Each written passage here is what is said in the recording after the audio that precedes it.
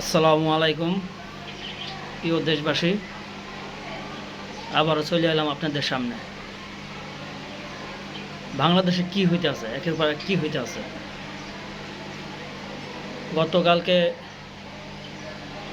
আমার প্রিয় নবী হজরত মোহাম্মদ সাল্লাল্লাহু সাল্লামের নিয়ে তারে বকা দেওয়া হয়েছে, তার বিষয়ে মন্তব্য করা হয়েছে।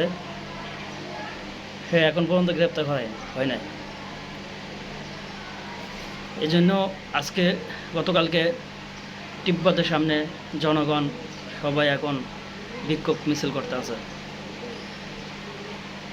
আমার নবীজির নিয়ে খারাপ মন্তব্য করা হয়েছে।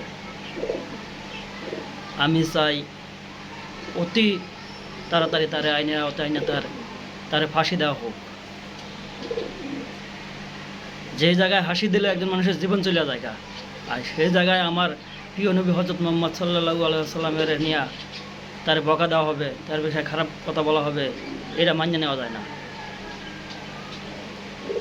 সবাই এটার জন্য সবাই এখন দ্রুত ওই দোষীকে, যে নবীদের নিয়ে যে বকা দিয়েছে তারে দ্রুত গ্রেপ্তার করা হোক, তারে আইনের আওতায় আনা হোক। সবাই ভালো থাকবেন। আল্লাহ হাফেজ।